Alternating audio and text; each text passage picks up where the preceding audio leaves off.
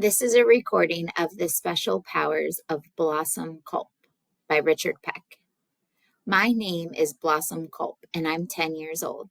To the best of my mama's recollection, I call 1900 the year of my birth, but Mama claims to have no idea of the day. Mama doesn't hold with birthdays. She says they make her feel old. This also saves her giving me a present. You could go through the courthouse down at Sikeston, Missouri, with a fine-tooth comb without turning up my records. But I must have been born because here I am. Since Mama is hard to overlook, I will just mention her now. She doesn't know her birthday either, but claims to be 29 years old. She has only 3 teeth in her head, but they are up front, so they make a good showing. Her inky hair flows over her bent shoulders and far down her back. Whenever she appeared in daylight down at Sikeston, horses reared. Mama is a sight. But she is a woman of wisdom and wonderful when it comes to root mixtures, forbidden knowledge, and other people's poultry. We could live off the land, though the trouble is it's always somebody else's land. Like many of nature's creatures, Mama goes about her work at night. Get your corn in early, or Mama will have our share. Plant your tomatoes up by the house, or Mama will take them off you by the bushel. She likes her eggs fresh, too. A moonless night suits her best. Then off she goes down the hedge groves with a croaker sack flung over her humped shoulders. But nobody's ever caught her. I can outrun a dog, says Mama. It was another one of her challenge that got us chased out of Sikeston. To hear her tell it, Mama has the second sight. For ready money, she'll tell you fortune, find lost articles, see through walls, and call up the departed. She can read tea leaves, a pack of cards, your palm, a crystal ball. It doesn't matter to Mama, because Sikeston was a backwards place and narrow in its thinking. Her profession was against the law. So her and me had to hot-foot it out of town, 2 jumps ahead of a sheriff's posse. Mama said that fate was mysteriously leading her to our next home place. But we'd have hopped a freight in any direction. Aboard a swaying cattle car, Mama grew thoughtful and pulled on her long chin. The farther north we get, she said, the more progressive. Wherever we light, you'll be going to school. She shifted a plug of Bill Durham from one cheek to the other. If Mama had ever been to school herself, she'd have mentioned it. About all she can read is tea leaves. I've been to school before, Mama, I reminded her. Down at Sikeston, I'd drop into grade school occasionally. Though when I dropped out again, I wasn't missed. I mean you'll be going to school regular? Mama said. I don't want the law on me, believe it. So when at last we came to rest at the town of Bluff City, I knew school was in my future, without even a glimpse into Mama's crystal ball.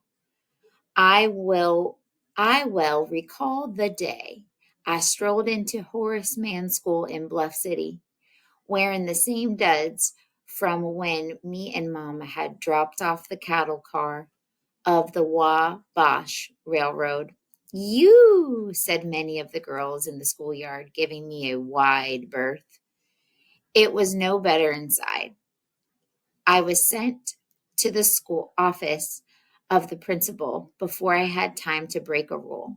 She was a woman tall as a tree named Miss May Spaulding. Oh dear, she said, looking down at me.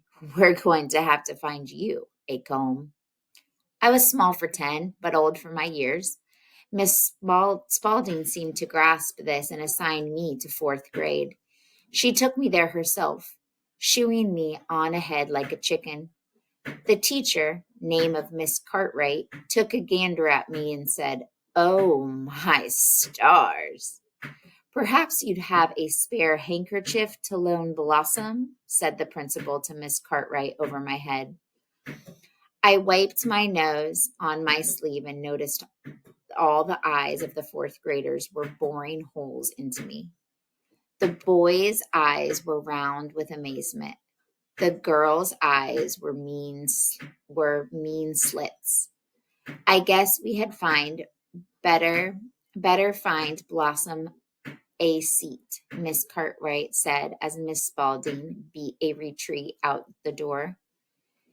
A big girl reared up out of her desk. She wore a bow the size of a kite on the back of her head. "She'll not be sitting next to me," she sang out and flopped back. Her name turned out to be Letty Shambaugh, and once again I didn't need Mama's second sight to see I had made an enemy for life. Miss Cartwright cleared her throat and said, "Boys and girls, we have a new class member. I will ask her to introduce herself." I looked down the rows of the fourth grade, and they looked capable of anything. Still, I stood my ground. "My name is Blossom Culp," I said, "and I hail from down at Sikeston, Missouri." Letty Shambaugh twitched in her seat. "Hillbillies," she hissed to the girls around her, "or worse." "Me and Mama have to relocated to Bluff City on account of her business," I said. "Ah," says Miss Cartwright behind me. "And what business is your mother engaged in?" "Oh, well, shoot," I says. "My mama is known for her herbal cures and fortune telling, and she can heal warts, too. There's gypsy blood in our family." Letty Shambaugh smirked, and so did all the girls around her. "Ah," said Miss Cartwright. "And you're an only child, Blossom?" "I am now," I said. "I was born one half a pair of Siamese twins. But my twin had to be hacked off my side, so I alone could live." "She lies," Letty Shambaugh called out, though all the boys were interested in my story. By now, Miss Cartwright had pulled back to the blackboard and seemed to be clinging to the chalk tray.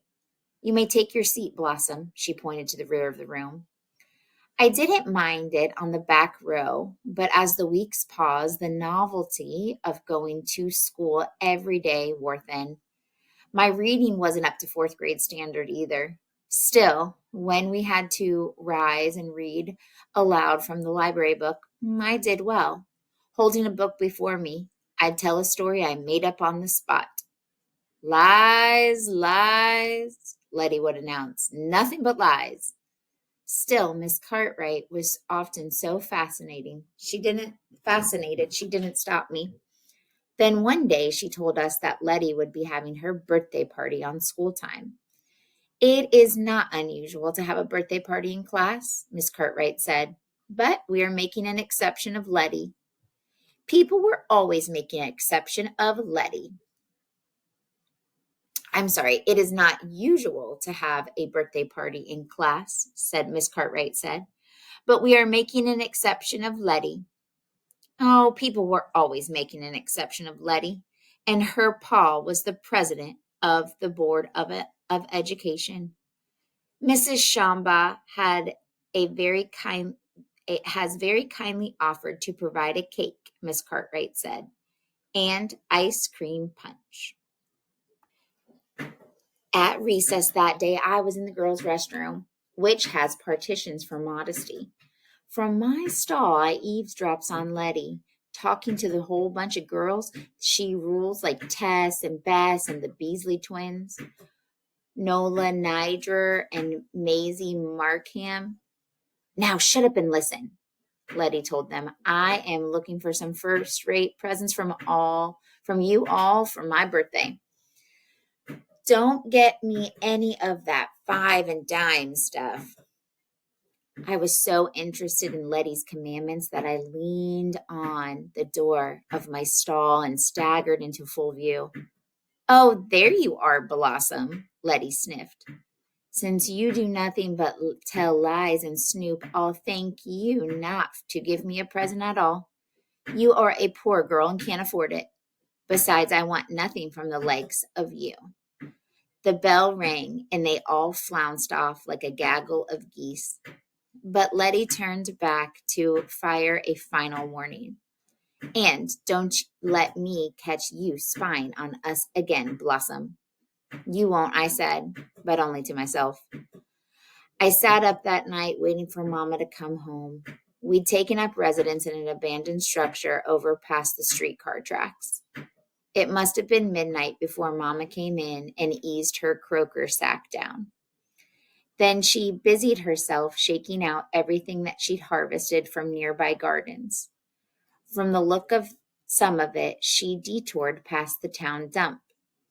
It was late in the season, so all there was to eat was a handful of pale parsnips. Well, Mama, I've got me a problem, I told her. A stuck-up girl at school is having a birthday party, and I mean to give her a present like anyone else. Mama surveyed her night's haul. Do you see anything here that you can use? She held up a lady's whalebone corset straight off the trash heap and busted beyond repair. Besides, it wouldn't go halfway around Letty. The rest of the stuff was worse, except for a nice hat box, only a little dented with tissue paper still inside. I reached for it. Mama only shrugged, picking between two of her 3 teeth. The school days droned on, but I kept my wits about me. In one of my read-alouds, I went too far.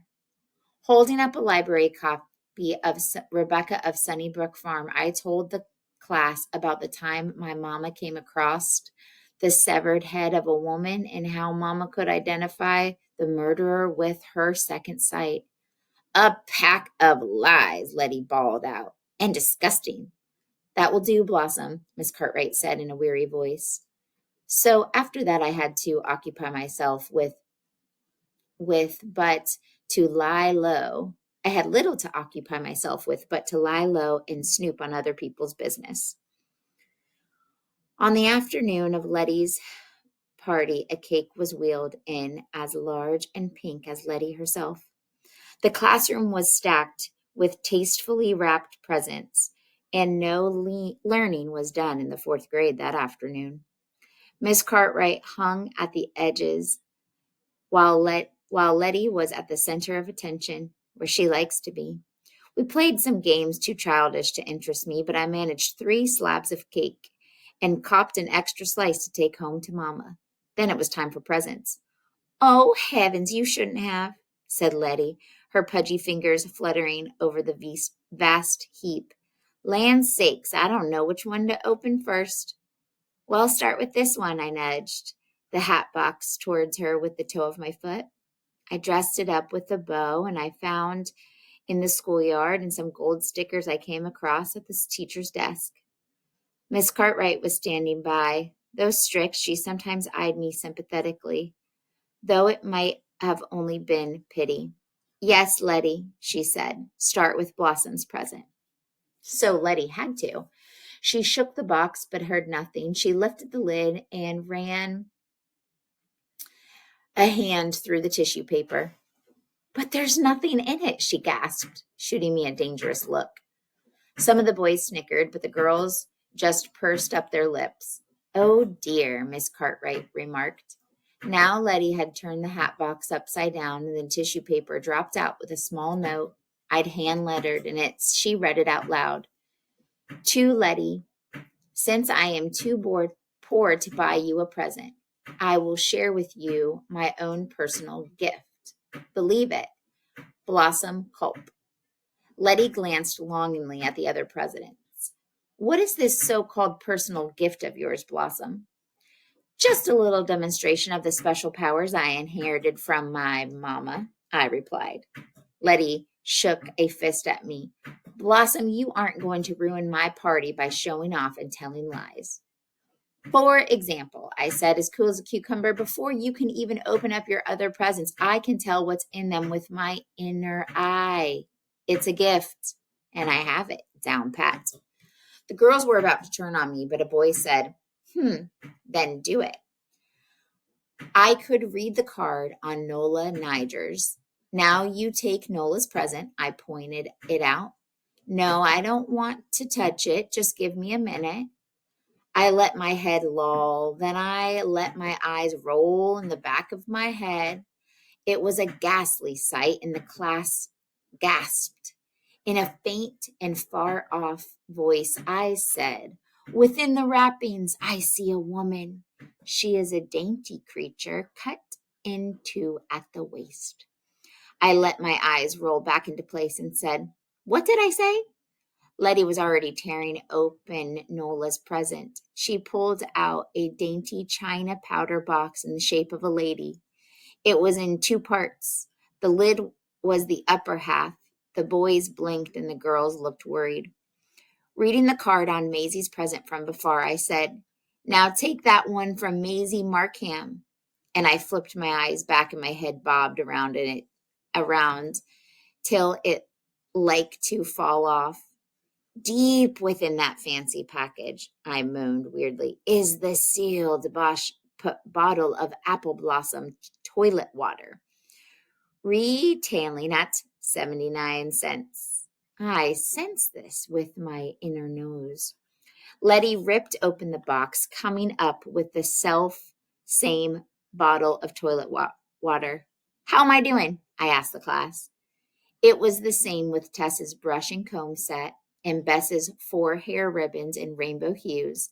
My eyes rolled back so often, showing my whites, that I thought I would never get them straight in their sockets. But by now, Letty sat sprawled in a heap of wrapping paper. Tears were starting down her red face. She was clouding up and ready to squall and had to stand up and stamp her foot. You have ruined my party with you showing off, Blossom. I knew you would, and you have.